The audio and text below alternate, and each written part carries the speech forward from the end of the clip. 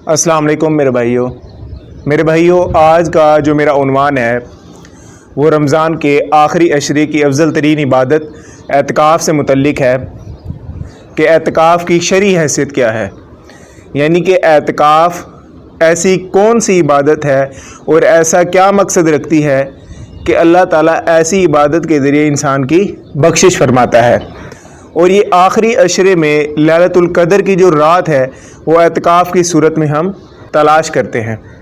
और ये रमज़ान में आम दिनों में जो इंसान रोज़े रखता है तो एतकाफ़ ऐसी क्या अलग इबादत है कि इंसान को अल्लाह ने नबी अलैहिस्सलाम के ज़रिए गोशा नशीन होकर खैमे के ज़रिए अल्लाह की तन्हाई में इबादत करने का हुक्म दिया है। इसका मकसद क्या है, इसकी हिकमत क्या है, उस पर मैं सही बुखारी और सही मुस्लिम की अहादीसों को बयान करूँगा। और उसके साथ साथ अहले तशय्यो की किताब मसाइलुश शरिया जो कि मुहक्किक अल्लामा शेख मोहम्मद बिन अल हसन की तालीफ़ करदा किताब है, अहले तशय्यो की फ़िक़्ह की किताब जिसमें मुख्तलिफ़ मसाइल को बयान किया गया है। ये किताब है अहले तशय्यो की किताब मसाइलुश शरिया जो कि मोहम्मद बिन अल हसन की तालीफ़ करदा किताब है। तो एतकाफ़ से मुतल्लिक सबसे पहले ये बात बयान करूँगा कि एतकाफ़ का लफ्ज़ निकला है अक़फ़ से। अगर हम अरबी डिक्शनरी जो कि अल-कामूसुल वहीद अल्लामा वहीदुज़्ज़मा की है उसमें जाकर इसके मायने देखेंगे तो इसके मुख्तलिफ़ मायने हमारे सामने आते हैं। मुतवज्जे होना, गोशा नशीन होना, चिमट जाना, किसी मकसद को हासिल करने के लिए शिद्दत अख्तियार कर जाना। तो एतकाफ़ में ये तमाम मायने सादिक आते हैं कि इंसान खैमा लगाकर खैमा जन होकर, जो कि सही बुखारी में नबी अलैहिस्सलाम की सुन्नत है, खैमा लगाकर गोशा नशीन हो जाता है और अल्लाह ताला की तरफ अपनी तमाम तवज्जो मखसूस कर देता है और अल्लाह ताला के दामन रहमत से चिमट कर अल्लाह ताला से बख्शिश की इल्तिजा करता है और अल्लाह ताला से जन्नत के हसूल के लिए शिद्दत अख्तियार कर जाता है और अल्लाह ताला के सामने अपने नामा अमाल के स्याह होने का इकरार करता है कि या अल्लाह, मैं गुनहगार था, मैं ख़ताकार था, मैं हाजत रवा हूँ, मैं ज़रूरतमंद हूँ। तेरी ज़ात के लिए कोई चीज़ नहीं कि तू मेरे लिए बख्शिश का सामान मुहैया कर दे। तो लिहाजा एतकाफ़ इंसान का गोशा नशीन होकर अल्लाह ताला की तरफ अपनी तवज्जो को मखसूस करना है और अल्लाह ताला से अपनी बख्शिश के लिए राहें हमवार करना है। और इस एतकाफ़ में नबी अलैहिस्सलाम की जो सुन्नत है उसको मलहूज़ रखा जाएगा। नबी अलैहिस्सलाम ने जिस तरह एतकाफ़ किया उसी तरह हमें एतकाफ़ करना होगा, तो ही हमारा एतकाफ़ काबिल निजात होगा। इसी तरह एतकाफ़ से मुतल्लिक हमें किसी किस्म की कोई सही सनद के साथ हदीस नहीं मिलती। अगरचा एतकाफ़ की फ़जीलत के एतबार से कुरान मजीद की दो आयात हैं उन्हें मैं फ़जीलत के एतबार से काफ़ी समझता हूँ, क्योंकि कुरान मजीद जो कि अफजल तरीन किताब है उसमें अगर एतकाफ़ का ज़िक्र आया है तो लिहाजा ये एतकाफ़ की बहुत बड़ी फ़जीलत है। सूरतुल बकरा की आयत नंबर 125 में आया है, अल्लाह ताला फरमाता है कि हमने बैतुल्लाह लोगों के लिए सवाब और अमन की जगह बनाया, तुम मकाम इब्राहिमी को जाए नमाज मुकर्रर कर लो। और हमने इब्राहीम और इस्माईल अलैहिस्सलाम से ये अहद लिया कि तुम मेरे घर को तवाफ़, एतकाफ़ और रुकू व सुजूद करने वालों के लिए पाक साफ़ रखो। इसमें दो चीज़ें मेरे भाई सामने आई हैं। इसमें तीन अरकान को खसूसन इबादत के लिए अल्लाह ताला ने बयान किया है। एक हज से मुतल्लिक है यानी तवाफ़, दूसरा एतकाफ़ और तीसरा जो कि नमाज के अरकान हैं रुकू व सुजूद। इससे एक ये बात पता चली कि इबादत के एतबार से अल्लाह ताला ने इन चीज़ों को अहमियत दी है। तो लिहाजा ये एतकाफ़ की फ़जीलत के एतबार से सूरतुल बकरा की आयत नंबर 125 वाज़ेह है। इसी तरह इससे एक ये बात पता चली कि एतकाफ़ साबिक़ा शरीयत में भी किसी न किसी सूरत में पाया जाता रहा है। इसी तरह सैयदना मूसा अलैहिस्सलाम का कुरान मजीद में आता है कि आपने 40 दिन का एतकाफ़ किया जिसके बाद आपको तौरात अता की गई। तो लिहाजा वो 40 दिन आप अल्लाह ताला के साथ अलहदगी में रहे, तो लिहाजा अलहदगी का नाम ही एतकाफ़ है। इसी तरह हमारे पैगम्बर मोहम्मद रसूलुल्लाह सल्लल्लाहु अलैहि वसल्लम के बारे में आता है कि आप नबूवत से कबल गारे हीरा में अलहदगी फरमाया करते थे। तो लिहाजा साबिक़ा शरीयत में भी एतकाफ़ किसी न किसी तरह किसी न किसी अंदाज में पाया जाता रहा है एतकाफ़। और इसीलिए सैयदना इब्राहीम अलैहिस्सलाम को अल्लाह ताला ने हुक्म दिया कि मेरे इस घर को एतकाफ़ करने वालों के लिए भी पाक साफ़ रखो। तो लिहाजा एतकाफ़ उस वक्त भी होता था। اسی طرح اعتکاف میں ایک جو سب سے مشکل ترین گھڑی ہے وہ یہ آزمائش ہے کہ انسان تنہائی میں اللہ تعالیٰ کو یاد کرتا ہے۔ اگرچہ تنہائی میں انسان کے لیے اللہ تعالیٰ کی طرف متوجہ ہونا بہت مشکل ہے، کیونکہ انسان تنہائی میں جلد از جلد انسان شیطان کے وسوسوں کا شکار ہو جاتا ہے، انسان کے برے خیالات انسان پر غالب آ جاتے ہیں۔ تو لہذا تنہائی میں اگر انسان اپنی توجہ کو اللہ تعالیٰ کی طرف منسوب کر دیتا ہے تو یہ بہت بڑی بات ہے، اور اللہ تعالیٰ کو تنہائی کی عبادت بہت زیادہ پسند ہے۔ جس طرح قرآن مجید میں آتا ہے کہ تم رات کو قیام اور سجدہ کرو، کیونکہ رات کو کیا گیا انسان کا قیام اور سجدہ خالصتاً اللہ کی رضا کے لیے ہوگا، کیونکہ وہ وقت انسان کا ریاکاری سے پاک ہوگا، نہ اس وقت کوئی شخص اس کو دیکھ رہا ہوتا ہے، تو لہذا اس وقت انسان کا قیام کرنا، سجدہ کرنا اللہ تعالیٰ کو بہت ہی محبوب ہے۔ اسی لحاظ سے اس پر قیاس کرتے ہوئے اعتکاف بھی اللہ تعالیٰ کو بہت زیادہ محبوب ہے، کیونکہ انسان 10 دنوں کے لیے اپنی اس دنیا کو اپنے اوپر حرام کر دیتا ہے۔ اس دنیا داری کے تمام معاملات کو انسان چھوڑ کر خیر آباد کہہ کر انسان چلا آتا ہے۔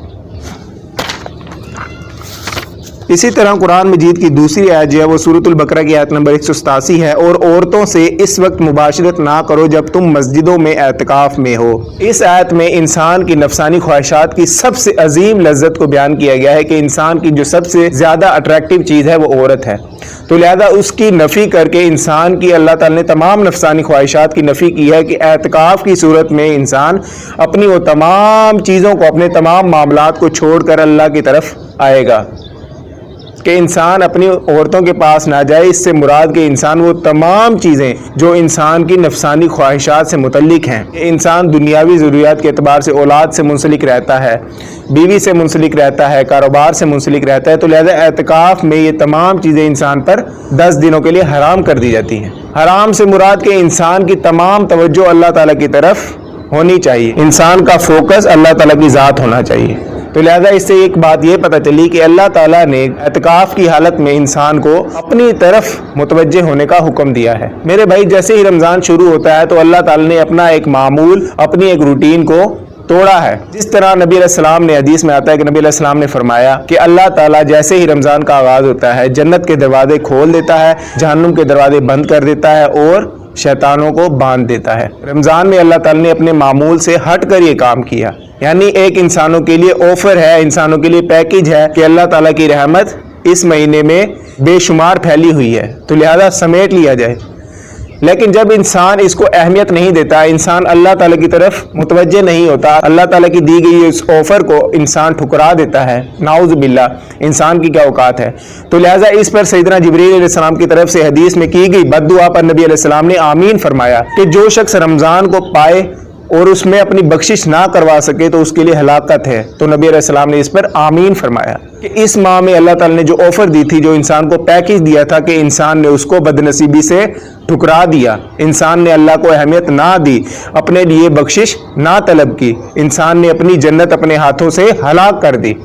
اسی طرح میرے بھائی، رمضان میں جو انسان روزے رکھتا ہے تو سحری سے افطاری تک ایک ٹائم پیریڈ کے لیے انسان اپنے اوپر اللہ تعالیٰ کے حکم سے بعض چیزوں کو حرام کر لیتا ہے جو کہ انسان کے لیے حلال ہوتی ہیں، جیسے کھانے پینے کی اشیاء، انسان کی بیوی۔ لیکن بیوی کے لیے اللہ تعالیٰ نے قرآن مجید میں افطاری کے بعد اپنی بیوی کے پاس جانے کی اجازت دے دی۔ لیکن یہ اعتکاف ایک ایسی چیز ہے جو کہ رمضان کے روزوں کے بعد آخری عشرے میں 10 دنوں کا اعتکاف ہوتا ہے۔ اس میں اللہ تعالیٰ نے اپنے گھر بار کو چھوڑ کر مسجد میں خیمہ زن ہونے کا حکم دیا ہے، کہ وہ چیزیں جو کہ ایک انسان ٹائم پیریڈ کے لیے اللہ تعالیٰ کی حلال کی گئی چیزوں کو حرام کر دیتا ہے اللہ کے حکم سے، ان 10 دنوں میں اللہ تعالیٰ انسان کی سب سے بڑی آزمائش آزماتا ہے کہ انسان اپنی دنیا کو بھی چھوڑ دے میرے لیے، اور انسان اس چیز کو ثبوت دیتا ہے اعتکاف کی صورت میں کہ انسان اپنی بیوی کو، بچوں کو، اولاد کو، ماں باپ کو، تمام چیزوں کو چھوڑ کر اللہ تعالیٰ کے لیے اللہ تعالیٰ کی بارگاہ میں حاضر ہو جاتا ہے کہ اللہ تیرا حکم تھا، میں آ گیا۔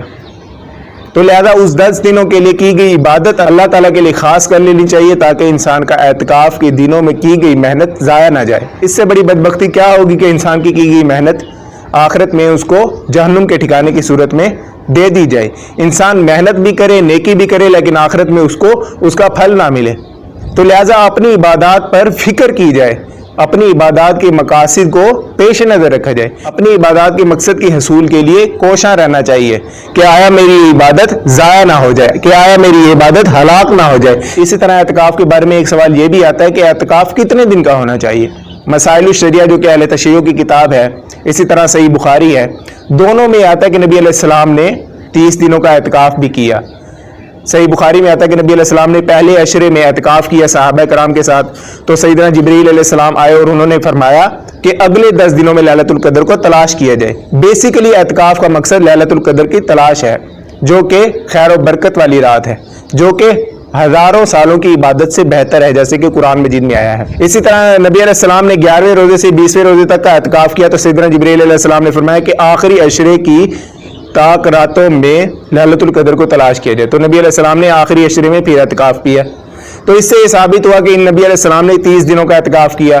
اسی طرح صحیح بخاری میں آتا ہے کہ سیدہ عائشہ فرماتی ہے کہ نبی علیہ السلام نے اپنی وفات کے وقت رمضان میں قرآن مجید کو 2 مرتبہ دہرایا، اور اسی طرح نبی علیہ السلام نے 20 دنوں کا اعتکاف کیا۔ اسی طرح صحیح بخاری میں یہ آتا ہے کہ سیدہ عائشہ فرماتی ہے کہ نبی علیہ السلام آخری عشرے کا اعتکاف کیا کرتے تھے۔ مسائل الشریعہ میں بھی آیا ہے، تو لہذا اہل تشیع اور اہل سنت دونوں کا اجماع کتب ہے کہ نبی علیہ السلام آخری عشرے میں تاکیداً اعتکاف فرماتے تھے۔ نبی علیہ السلام کا اعتکاف آخری عشرے میں لازماً ہوتا تھا۔ اسی طرح سیدنا عمر کے بارے میں آتا ہے کہ صحیح بخاری میں کہ نبی علیہ السلام سے انہوں نے اپنی نظر کی درخواست کی کہ یا رسول اللہ صلی اللہ علیہ وسلم کہ میں نے اپنے زمانے جاہلیت میں ایک دن کی بیت اللہ میں اعتکاف کرنے کی نظر مانی تھی، تو نبی علیہ السلام نے فرمایا کہ اپنی نظر کو پورا کیا جائے۔ تو لہذا اگر کوئی شخص دنیاوی ضروریات کے تحت، دنیاوی مصروفیات کے تحت اعتکاف میں نہیں بیٹھ سکتا، تو لہذا وہ اپنی نظر مان لے کہ جیسے ہی وہ اپنے کاروبار سے، جیسے ہی وہ اپنی جاب سے فارغ ہو، تو اپنے ایک وقت کو مخصوص کر لے مسجد کے لیے، تو لہذا اس کو اعتکاف کی نظر مان لے۔ تو لہذا انسان کی مجبوریاں اللہ کے سامنے موجود ہیں، کسی بھی نفس پر اللہ تعالیٰ اس کے نفس سے زیادہ بوجھ نہیں ڈالتا۔ اگر انسان کی مجبوریاں ہیں، وہ 10 دنوں کا اعتکاف نہیں کر سکتا، تو لہذا جیسے ہی اس کو وقت ملتا ہے وہ مسجد میں آئے اور اپنے اعتکاف کی نظر مانے، تو لہذا اس کا اعتکاف ہی کاؤنٹ کیا جائے گا۔ 1 دن بھی اعتکاف کیا جا سکتا ہے، 2 دن بھی اعتکاف کیا جا سکتا ہے، تو لہذا اعتکاف کیا جا سکتا ہے۔ انسان اپنی نظر مان لے، انسان اپنی مجبوریوں کے پیش نظر، اگرچہ 10 دنوں کا اعتکاف کرنا سنت موقدہ ہے کہ انسان اپنی لائف میں کم از کم اتنا کام کرے، کم از کم اتنی مینجمنٹ کرے کہ اگر وہ 10 دن اپنے گھر سے دور رہے، اللہ کے لیے مخصوص کرے، تو اگرچہ اس کے گھر کا نظام چل سکے۔ اسی طرح یہ سوال بھی آتا ہے کہ اعتکاف میں داخل کب ہوا جائے۔ اسی طرح صحیح بخاری میں آتا ہے کہ سیدہ عائشہ فرماتی کہ نبی علیہ السلام جب اعتکاف کا ارادہ فرماتے تو نماز فجر کے بعد اپنی اعتکاف والی جگہ پر چلے جاتے، تو لہذا اس پر یہ قیاس کیا جائے گا کہ وہ نماز فجر کون سی ہوگی۔ اگر انسان 20ویں روزے کی رات کو نماز فجر کے بعد بیٹھے، تو لہذا 20ویں روزے کی رات تو 21ویں رات ہوگی، تو لہذا انسان کی طاقت ضائع ہونے کا اندیشہ ہے۔ اسی طرح یہ قیاس بہتر ہوگا کہ انسان 19ویں روزے کی رات یعنی 20ویں روزے کی سحری کے بعد نماز فجر کے بعد اپنے اعتکاف کی جگہ پر موجود ہونا چاہیے، اور یہی قیاس صحیح ہے۔ لیکن ہمارے یہاں مولویوں نے یہ چیز عام کر دی ہے کہ وہ 20ویں روزے کی فجر کے وقت اعتکاف کی جگہ پر داخل ہو رہے ہوتے ہیں، جس سے ایک دن پورا انسان کا ضائع ہو جاتا ہے۔ تو لہٰذا یہ چیز واضح ہے صحیح بخاری میں، لیکن لوگوں کو نظر نہیں آتی۔ اسی طرح اعتکاف میں کیا جائے۔ اعتکاف میرے بھائی انسان کا یہ ہے کہ انسان اللہ کی ذات کو فوکس کرے اور اپنے نامہ اعمال اللہ کے آگے پیش کر دے، ایسے سمجھے کہ میں روز محشر اللہ کے سامنے کھڑا ہوں۔ لیکن یہ وقت ایسا ہے کہ انسان اپنی بخشش اللہ سے کروا سکتا ہے۔ ان 10 دنوں میں انسان اپنے ندامت کے آنسو بہا کر اللہ کے ہاں دامن رحمت سے رحمت سمیٹ لے۔ اللہ کی ذات رحیم و کریم ہے میرے بھائی، انسان کو معاف کر دے گی۔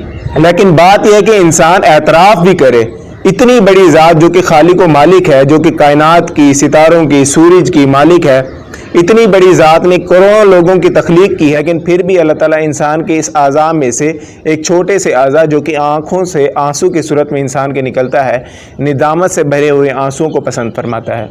اتنی بڑی ذات انسان کے اس اتنے چھوٹے سے آنسو کو جو کہ توبہ کے ساتھ بہائے جائے پسند کرتی ہے۔